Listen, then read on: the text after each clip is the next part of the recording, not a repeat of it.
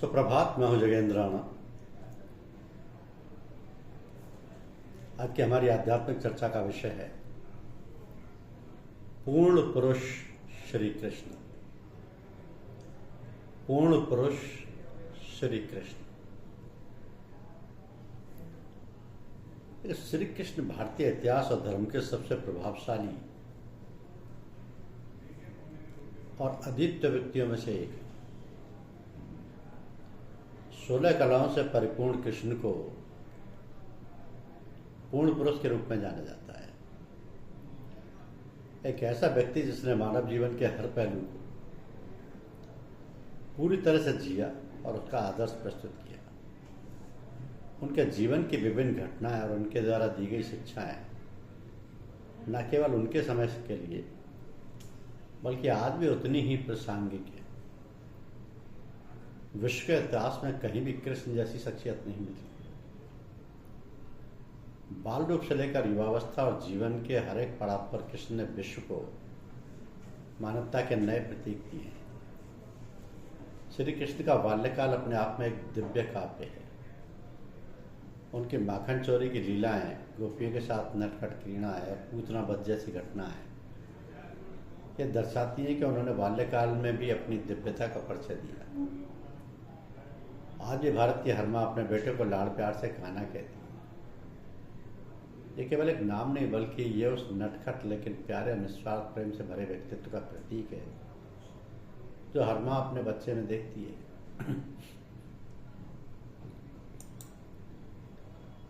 श्री कृष्ण की युवावस्था का सबसे प्रमुख पहलू उनके प्रेम का आदर्श है। राधा और कृष्ण का प्रेम केवल एक भौतिक प्रेम नहीं है बल्कि यह आत्मा का परमात्मा से मिलन का प्रतीक है। इस प्रेम को सांसारिक रूप से ऊपर उठकर देखा जाता है जहां दो आत्माओं का मिलन होता है। यही कारण है कि जब कोई प्रेम में समर्पित होता है तो उसे कन्हैया की उपाधि दी जाती है।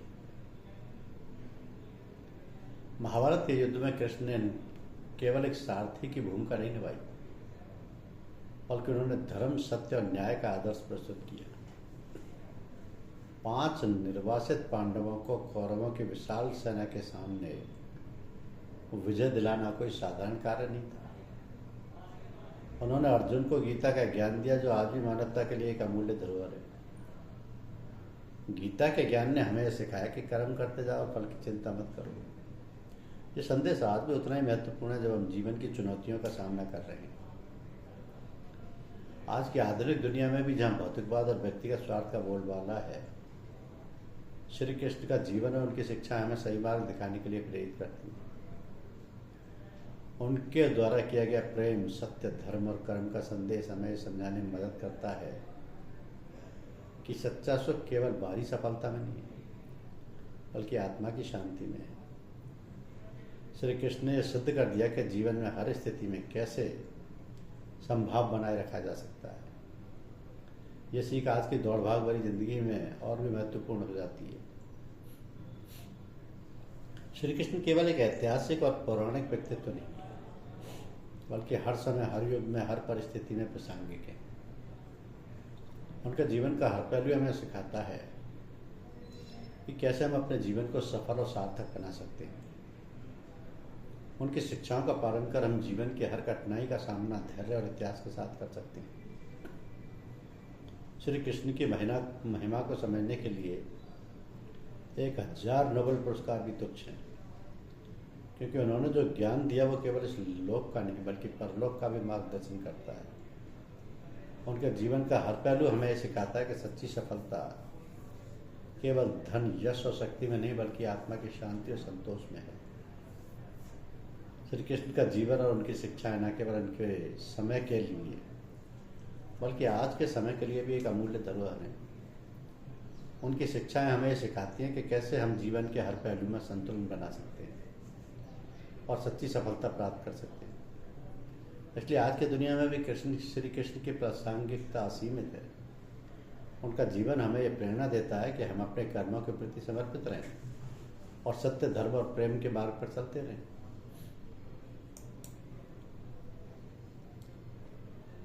भगवान श्री कृष्ण का सभी अवतारों में सर्वोच्च स्थान है।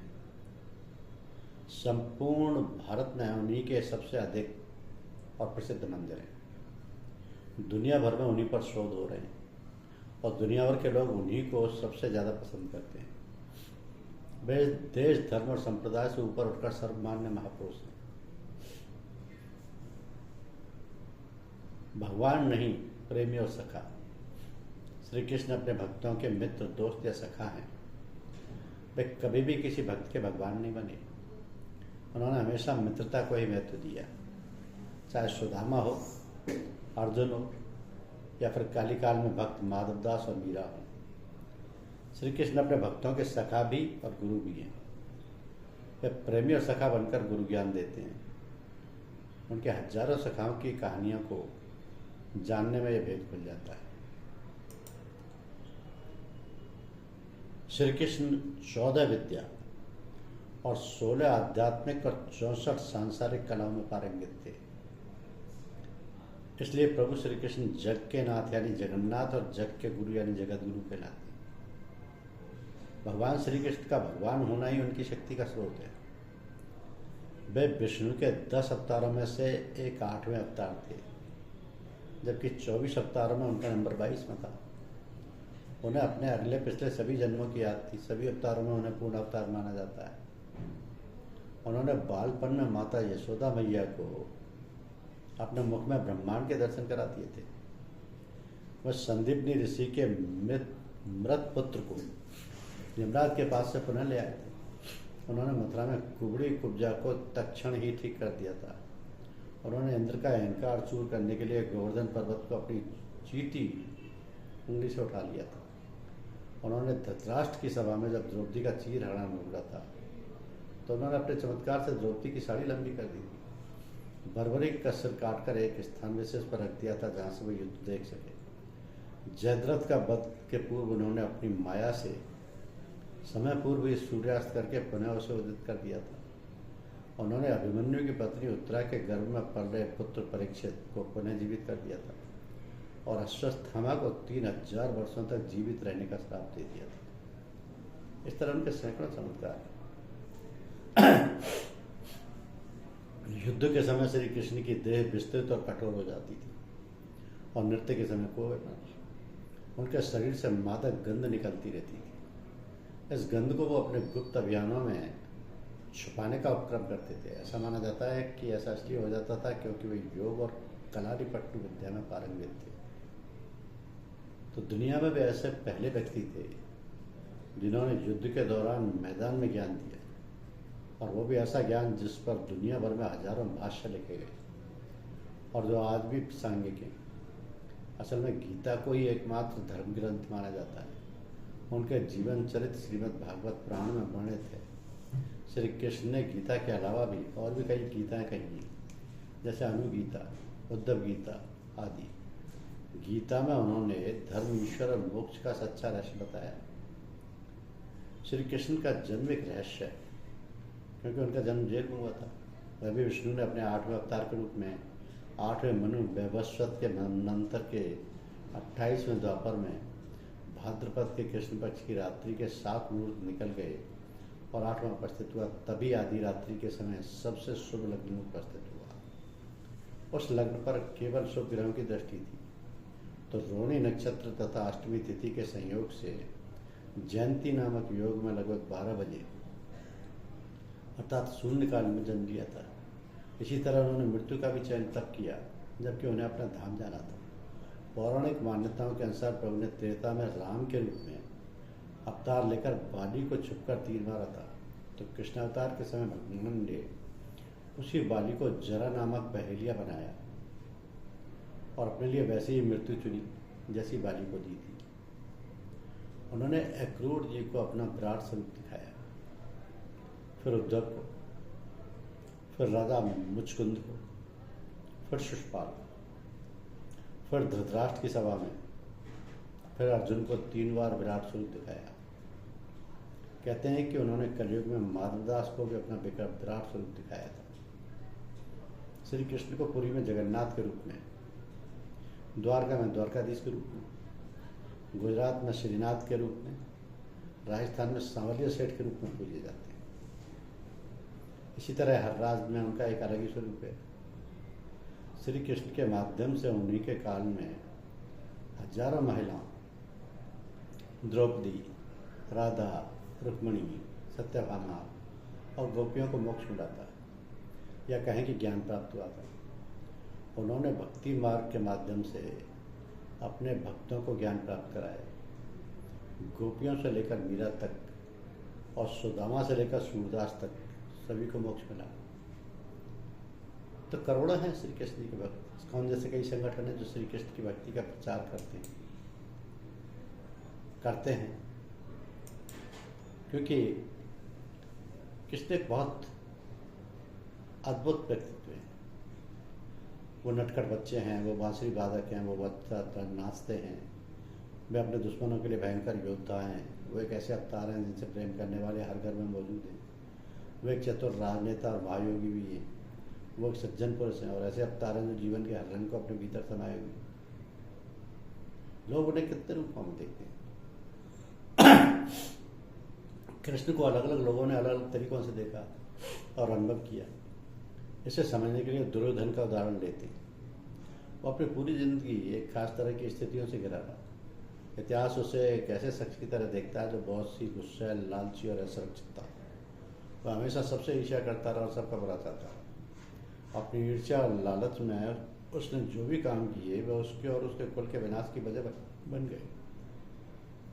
ऐसा दुर्योधन कृष्ण के बारे में कहता है कि कृष्ण एक बहुत ही आवारा और मूढ़ व्यक्ति है जिसके चेहरे पर हमेशा एक शरारती मुस्कान रहती है। वो खा सकता है, पी सकता है, गा सकता है, प्रेम कर सकता है, झगड़ा कर सकता है, बड़े उम्र की महिलाओं के साथ दो गप्पे मार सकता है और छोटे बच्चों के साथ खेल भी सकता है। ऐसे में कौन कहता है कि वह ईश्वर है? शकुनी महाभारत का एक चरित्र है। शकुनी को कपट और धोखेबाज का प्रतीक माना जाता है। वो कहता है कि अगर हम मान लें कि वो भगवान है तो उससे क्या फर्क पड़ता है? आखिर भगवान क्या कर सकता है? भगवान बस अपने उन भक्तों को खुश कर सकता है जो उनकी पूजा करती है और उसे प्रसन्न रखती है। उन्हें तो उसे भगवान, लेकिन मैं तो उसे बिल्कुल पसंद नहीं करता। जब आप किसी को बिल्कुल पसंद नहीं करते तब भी आपको उसकी प्रशंसा करनी चाहिए। राधा, कृष्ण की बचपन की सखी और प्रेमिका राधे उनको बिल्कुल अलग तरीके से देखती थी। राधा कौन थी? एक साधारण सी गांव की लड़की जो दूध का काम करती, लेकिन राधा के नाम के बिना कृष्ण का नाम अधूरा माना जाता है क्योंकि कृष्ण के प्रति उनमें अत्यंत श्रद्धा प्रेम था। हम कृष्ण राधे कभी नहीं कहते, हम कहते हैं राधे कृष्ण। एक साधारण सी गांव की लड़की इतनी महत्वपूर्ण हो गई जितने कि स्वयं कृष्ण, और कहीं कहीं तो वो कृष्ण से भी ज़्यादा महत्वपूर्ण हो गई है। कृष्ण के बारे में राधा कहती है कि कृष्ण मेरे भीतर है, मैं कहीं भी रहूँ वे हमेशा मेरे साथ। वे किसी व्यक्ति के साथ में रहें तो भी मेरे साथ। गोमंतक पर्वत पर रहने वाले गरुड़ के पुत्र थे। गरुड़ के पुत्र बेन थे। गोमंतक पर्वत पर रहने वाले गरुड़ के पुत्र थे बेन थे। वे किसी बीमारी की वजह से पूरी तरह अपंग हो गए थे। जब वे कृष्ण से मिले तो उनकी बीमारी पूरी तरह ठीक हो गई और वे अपने दम पर चलने लगे। वह कहते हैं मेरे लिए तो कृष्ण भगवान है। कृष्ण के चाचा अक्रूर एक बुद्धिमान और सज्जन पुरुष थे। उन्होंने कृष्ण के बारे में अपनी सोच को इस तरह बताया कि इस युवा बालक को देखकर मुझे लगता है मानो सूर्य, चंद्र, तारे सब कुछ उसकी चारों तरफ चक्कर काट रहे हैं। जब वो बोलता है तो ऐसा लगता है मानो कोई शाश्वत और अविनाशी आवाज़ सुनाई दे रही है। अगर इस संसार में आशा नाम की कोई चीज़ है तो वो स्वयं कृष्ण ही। शिखंडी के बारे में तो आप सभी जानते हैं, उनकी स्थितियाँ कुछ अलग तरह की। बचपन में ही उन्हें काफ़ी सताया गया, उनकी सुनी। वैसे तो कृष्ण ने मुझे उम्मीद पे कोई किरण नहीं दिखाई दी, लेकिन वो जहाँ भी होते हैं आशा की एक लहर चलती है, वो सबको छूती है और सबका जीवन बदल देती है। तो वासुदेव ने अपने 8वें पुत्र को नंद और यशोदा की पुत्री के स्थान पर रख दिया और उस नन्ही बच्ची को लेकर वापस आ गए। जब कंस पहुंचा तो वह वासुदेव और देवकी ने उसे कहा इसे छोड़ दो, ये तो लड़की है, पर कंस नहीं माना। और उसने उस बच्ची को जमीन पर पटकना चाहा, पर वो बच्ची जमीन पर नहीं गिरी, उसने एक अलग ही रूप धारण कर लिया। कृष्ण माखन चुराया करते थे और माखन ही गोपियों की आजीविका थी। ऐसे में वो कृष्ण की माँ से शिकायत करती थी, पर कृष्ण मासूम बनकर उन्हें फिर से मना कर दी, मना लेते थे। तो कृष्ण का व्यक्तित्व अपने आप में इतना अद्भुत है कि उसको संपूर्ण रूप से जानना भी असंभव लगता है। भगवान श्री कृष्ण हिंदुओं के आराध्य देव हैं। विष्णु के 10 अवतारों में 8वें और 24 अवतारों में 22वें क्रम पर आते हैं। भगवान कृष्ण जन्म से ही अपनी लीलाओं के माध्यम से दुनिया को आश्चर्यचकित करते रहे। भगवान श्री कृष्ण की त्वचा का रंग मेघ श्यामलिया था, काला है, सांवला नहीं। उनके शरीर से एक मादक गंध निकलती थी जिसे युद्धकाल में छुपाने का वो असंभव प्रयास करते थे। श्री कृष्ण का सुकुमार शरीर युद्ध के समय अत्यंत कठोर दिखाई देने लगता था। वो 16 विद्या और 64 कलाओं के ज्ञाता थे, इसलिए उन्हें पूर्ण अवतार कहा जाता है। भगवान श्री कृष्ण के शंख का नाम पांचजन्य था, जो गुलाबी रंग का था। श्री कृष्ण के आयुध चक्र का नाम सुदर्शन था, जो कि लौकिक, दिव्यास्त्र व देवास्त्र तीनों रूपों में कार्य कर सकता था। आयुध चक्र का नाम सुदर्शन था, जो लौकिक, दिव्यास्त्र व देवास्त्र तीनों रूपों में कार्य कर सकता था। प्रचलित अनुश्रुतियों के अनुसार भगवान श्री कृष्ण ने मार्शल आर्ट का विकास ब्रज क्षेत्र के वनों में किया था। डांडिया रास का आरंभ भी भगवान श्री कृष्ण ने किया था। भगवान श्री कृष्ण अंतिम वर्षों को छोड़कर कभी भी द्वारका में 6 महीने से अधिक नहीं रहे। तो भगवान श्री कृष्ण के परम धाम गमन के समय ना तो उनका एक भी केश श्वेत था और ना ही उनके शरीर पर कोई झुर्री। वे हमेशा युवा ही रहे। वे हमेशा युवा ही रहे। और उनके जो आदर्श हैं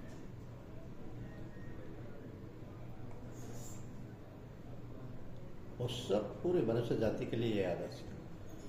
उनके बचपन से लेकर युवावस्था और बाद के उनके जीवन से बहुत युवा सीख ले सकते हैं। बात हो नटखट बाल गोपाल की, या बात हो राधा के प्रेम में डूबे बांसुरी बजाने वाले की, कन्हैया की, या कुरुक्षेत्र में अर्जुन को गीता का महान उपदेश देकर संपूर्ण मानव जाति का मार्गदर्शन करने की, या फिर द्वारकाधीश के रूप में प्रजापालक की भूमिका निभाने की, कृष्ण ने अपने पूरे जीवन में मित्र, भाई, प्रेमी, पति, प्रजापालक और गुरु के रूप में आदर्श प्रस्तुत किया। श्रीमद् भगवद गीता में भगवान श्री कृष्ण की सिखाई हुई बातें आज भी युवाओं के लिए उतनी महत्वपूर्ण हैं जितनी उस समय अर्जुन के लिए थी। श्री कृष्ण की वो बातें आज के इस युग में किसी के लिए भी सक्सेस मंत्र से कम नहीं है। श्री कृष्ण कहते हैं कि भगवान कि हमें अच्छे कर्म करते रहना चाहिए और व्यर्थ की बातों में अपने समय नष्ट नहीं करना चाहिए और ना ही किसी से डरना चाहिए। मुश्किल घड़ी में पांडवों का साथ देकर ये साबित कर दिया उन्होंने कि दोस्त वही अच्छे होते हैं जो कठिन से कठिन परिस्थिति में आपका साथ देते हैं। दोस्ती में शर्तों के लिए कोई जगह नहीं, इसलिए आपको भी ऐसे ही दोस्त अपने आसपास रखने चाहिए जो हर मुश्किल परिस्थिति में आपका संबल बने। महान योद्धा अर्जुन ने न केवल अपने गुरु से सीख ली बल्कि श्री कृष्ण की प्रेरणा से उन्होंने अपने अनुभवों से भी सीख ली। इससे शिक्षा मिलती है कि हमें अपने शिक्षक के अलावा अपनी गलतियों और असफलताओं से भी सीखना चाहिए। अगर पांडवों के पास भगवान श्री कृष्ण की स्ट्रेटेजी ना होती तो उनका युद्ध में जीतना असंभव था, इसलिए किसी भी प्रतियोगिता से पहले स्ट्रेटेजी बनाना आवश्यक है। श्री कृष्ण हर मोर्चे पर क्रांतिकारी विचारों के धनी रहे। वे कभी किसी बंदी बंदाई कालीक पर नहीं चले। मौके के अनुसार उन्होंने अपनी भूमिका बदली और अर्जुन के सारथी बनने से भी परहेज नहीं किया। तो इंसान को अपनी दूरदर्शिता से आने वाली हर परिस्थिति का आकलन करना चाहिए। श्री कृष्ण के जीवन में ऐसे कई उदाहरण देखने को मिलते हैं जब उन्होंने अपने आने वाले समय का अनुमान लगाकर अपनी योजनाओं को निर्मित किया। श्री कृष्ण का कहना है कि हमें मुसीबत के समय या सफलता ना मिलने पर हिम्मत नहीं हारनी चाहिए। इसके बजाय हार के वजहों को जानकर आगे बढ़ना चाहिए। समस्याओं का सामना कर अगर डर को पार कर लिया जाए तो सफलता निश्चित है। मैनेजमेंट के सबसे बड़े गुरु माने जाते हैं भगवान श्री कृष्ण। उन्होंने अनुशासन में जीने, व्यर्थ चिंता न करने और भविष्य के बजाय वर्तमान पर ध्यान केंद्रित करने का मंत्र दिया। जिस प्रकार अपने गरीब मित्र सुदामा की मदद कर उसको झोपड़ी का महल बना दिया, उसी प्रकार दोस्ती में कभी अमीरी गरीबी को नहीं देखना चाहिए। सच्चाई और ईमानदारी से दोस्ती निभानी चाहिए। श्री कृष्ण के अनुसार जब हमारे विरोधियों का पलड़ा भारी हो तो हमें कूटनीति का रास्ता अपनाना चाहिए, क्योंकि तब सीधे रास्ते से विजय नहीं मिलती। इसलिए श्री कृष्ण को एक महान कूटनीतिज्ञ भी कहा जाता है। धन्यवाद।